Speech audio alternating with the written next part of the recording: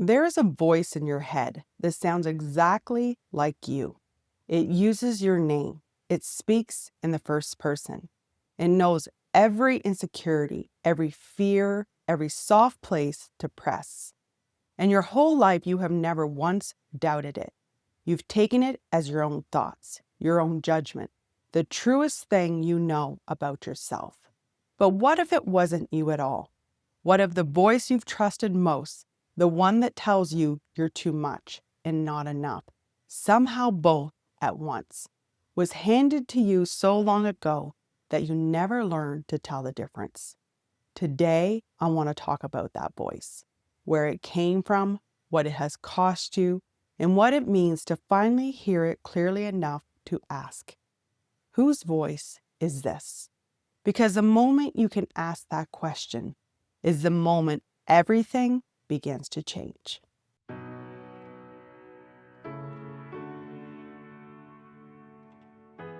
There was a moment I will never forget. I was sick, really sick. And somewhere in the middle of it, in the middle of the exhaustion and the pain and a body that was struggling, a thought arrived. At least I lost weight. It stopped me cold. I was so shocked I had to sit and ask where a thought like that even comes from, because it was cruel. There was no other word for it. It wasn't kind. It wasn't tender. It wasn't concern for my well-being or relief that I was going to recover. It was loud, and underneath of it was something I could suddenly hear for what it was. You deserve to be punished. It has to be extreme to get you in line. And that mentality didn't sit right with me anymore, because I had been doing the work, the healing, the unlearning. I thought I had moved past this. So when I heard it that clearly, that casually, in the thick of my own suffering, the question that hit me wasn't just whose voice is this? It was, how long has this been running? Under the surface, on repeat, all this time. And to understand how I know it was never mine, I have to take you back. You will hear me talk about my father often on this channel. My relationship with him was one of the most complex of my life, second only to the one with my mother. Both of them shaped me in ways I am still untangling to this day. I grew up with a father who had opinions about my body. They were loud and they were constant. He would tell me I was going to be a farmer's wife. His way of saying I was too big, too stocky, headed somewhere ordinary and unremarkable. He would look at me and say, you need to get out there and get walking with your mother. And I need you to understand why this landed the way it did. My mother had always struggled with her weight, and I knew he saw her as not enough. So it was never really about walking. It was him telling me I was becoming her, that I was headed toward the thing he had already decided was a disappointment. Other times, he would reach over and pinch at my skin, looking for fat. That, as I know now, was never there. And here's what gets me. I have always been big-boned, tall, and curvy. That is my frame. But when I look back at photographs of myself from those years, I'm struck by it. I actually had a good figure. I was not overweight by any means.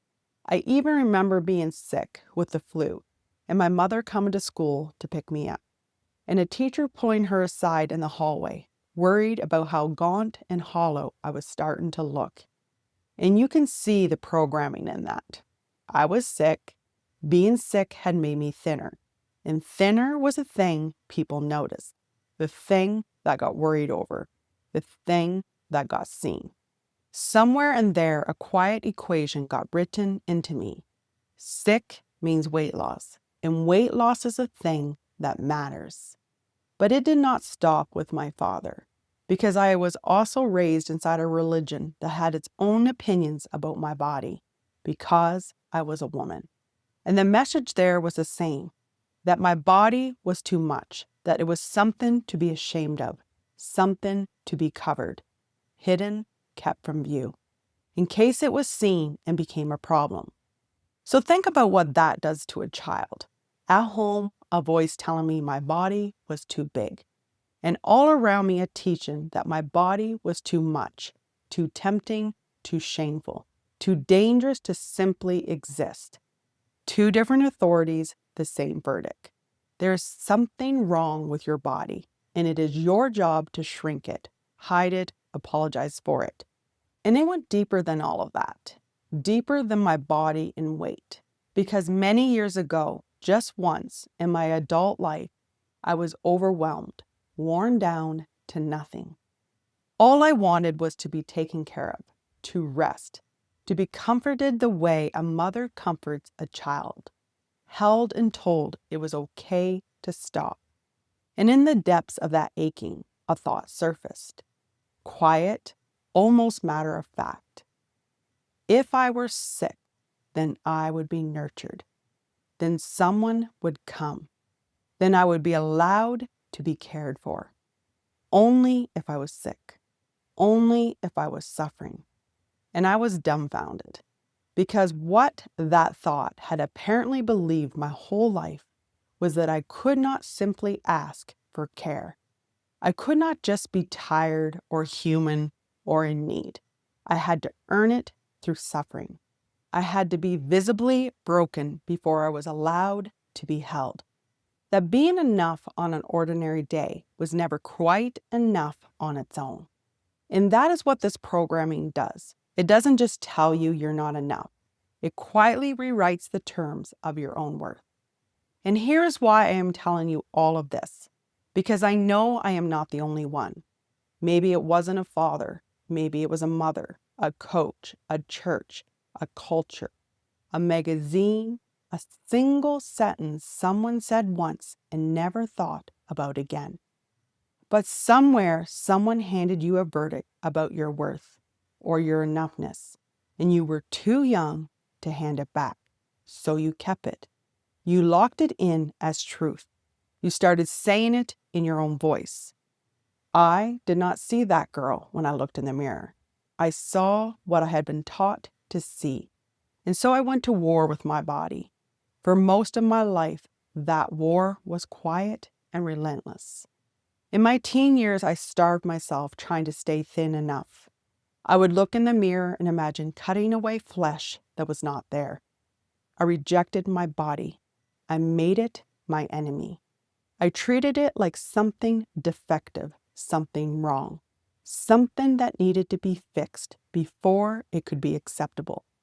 And the worst part, the part that took me the longest to see clearly, was that I thought that voice was mine. It felt like mine. It used my name. It knew every insecurity, every fear, every tender place to press. But it was not mine. It was theirs.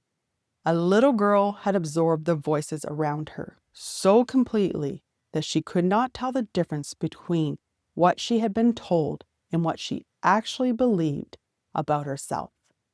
And that voice followed me everywhere.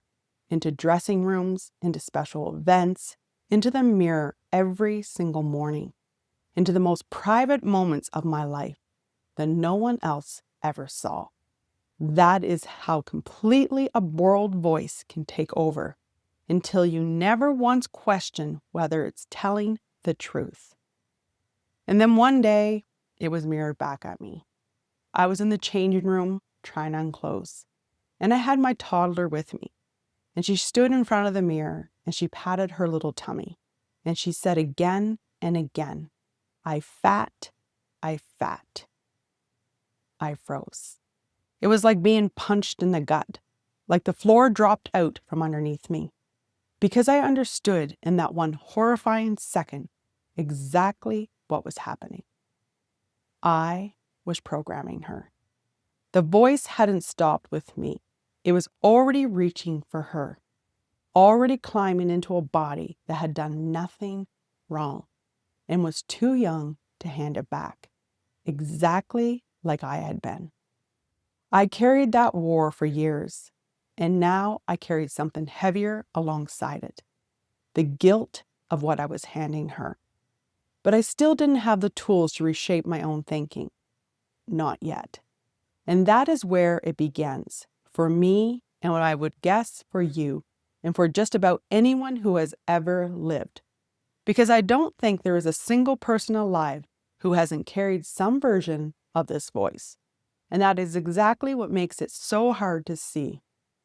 When something lives in everyone, it stops looking like a wound and starts looking like reality, like just the way things are, like just the way you are, but it isn't. So before we can put it down, we have to understand it, because you cannot set down something you still believe is yours. That is where we start. I need you to understand the trick of this voice, because it is the reason it has survived this long. It never announces itself as the enemy. It doesn't say, I'm here to make you small. It masquerades as protection, as discipline, as the thing keeping you honest, keeping you in line. Remember how we started the inner compass? That is the disguise. It convinces you it is on your side, and then it convinces you of something worse, that it is you. And here's the part that traps you. That voice wore the faces of people you loved, people you needed to survive. So to question it feels like betraying. And so you don't. You protect it. You defend the very thing that is wounding you, because it is tangled up with everyone you were taught to trust. That is why you could never catch it. Not because you weren't strong enough, but because by the time you were old enough to ask whether it was true, you could no longer find the seam where they ended and you began. That is not your failure. That is how deep it goes, installed into the very core of you. Think of it like a hitchhiker that climbed into someone long ago, a frightened parent before them, handed down a line so long you could not see the start of it. It rode inside of each of them, quiet and unquestioned, until one day it slipped across into you. Not because they were cruel, because they never knew they were carrying a passenger at all. They thought it was them, exactly the way you thought it was you. Riding along in silence, mistaken every time for the driver. But it was never you. It was only ever a passenger that climbed in before you were old enough to deny it access. You did not inherit the truth about yourself. You inherited someone else's fear, riding shotgun, pretending to be you. And a fear is not a fact, no matter how much it sounds like your own voice. So if the voice was never true, if it was only ever inherited fear, then why is it still running your life? That is the harder question. And the answer is not a comfortable one, because that voice has no power of its own. It cannot make you shrink in a photograph. It cannot turn down the invitation, or apologize for the space you take up, or talk you out of the life you wanted. It can only suggest. You are the one who signs. And I say that with so much tenderness, because I signed for decades. Here was what no one tells you. The people who first planted that voice only had to do it once. But a voice cannot survive on its own. It needs someone to keep speaking it, long after those people have left the room. So it found someone. It found you. That is the quiet tragedy of it. At some point, you stopped being the child it was done to, and became the adult who keeps it alive. Every time you looked in the mirror and agreed, every time you let it narrate the conversation you didn't start, the dream you didn't chase, the room you walked into already apologizing for being there. Each agreement signed the contract again. And I'm not telling you this to shame you, but the opposite, in fact. Because if you are the one keeping it alive, then you are also the one who can let it go. That power was never with them. It has been in your hands this whole time. You just never knew you were holding the pen. But before you can set it down, be honest about what it has already cost you. Not just your peace with yourself, your presence. All the moments you were in the room, but not really there, because you were somewhere else, managing how you were being seen. Count the rooms it followed you into. Count the joy it talked you out of. That is the bill, and you have been paying it with your one life. Here is what I have learned. You do not silence the voice. I used to think that was the goal. Kill it, win, be free of it. But you cannot silence something that has been speaking your whole life. That is not how it works. What you can do is smaller than that and bigger. You can hear it. Because the moment I asked, whose voice is this? Something separated. There was the voice and there was me, listening to it. And for the first time in my life, those were two different things. That is the whole turn. Because a voice you can hear is a voice you can question. And a voice you can question is a voice you no longer have to obey. It still speaks. Some mornings it is loud. But now there is a gap between what it says and what I do next. And in that gap is my entire life. That is what hearing it gives you. Not silence, distance. Just enough room to choose. And the first time I truly chose, it wasn't even for me. It was for her. The little girl in the changing room, patting her tummy in the mirror. I could not undo what had been handed to me, but I could refuse to hand it down. I could be the place the passenger finally got out. That is how it loosens, not all at once, but through one refusal at a time. Every time you take up space, stay in the photograph, walk into a room without apologizing, until the voice becomes what it always was. Not you, not the truth, just a passenger you can finally hear, riding quietly while you decide where you go. Because we are more than this voice. We are more than a body, more than a grade on a report card, more than the baseball team we didn't quite make, more than the dreams our parents had that we never fulfilled. We are a soul. We get to choose our own path. We get to decide what enough means to us, because we cannot measure our lives with someone else's ruler. Their dreams, their wishes, their wounds. They do not have to be ours. We get to write our own. And I want to offer you the soul musing to hold in your heart. Our enoughness is not measured by anyone else's eye, but by the truth of our own wholeness. Before you go, I want to leave you with 3 questions to sit with. First, whose voice is it really? The next time it speaks, stop and ask where it learned to talk that way. Second, what has it already cost you? Name one room it followed you into, one joy it talked you out of. Third, if the voice was never yours to begin with, what would you choose now with the pen in your own hand? If this conversation helped you hear the voice that was never truly yours, I have a free guided bundle for you, a guided return to unconditional self-love. It is there to help you keep returning to the part of you that was whole before conditioning taught you to forget. You can find it through the link in the description. When you finally hear that voice and you choose not to repeat it, something moves that is bigger than you.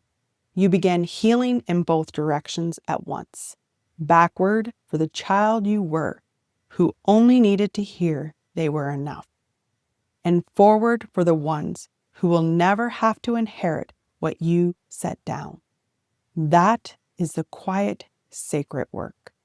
Because I truly believe that when we begin healing ourselves, we create more compassion, more understanding, and ultimately a better world for everyone. With so much love, I'll see you in the next one, dear soul.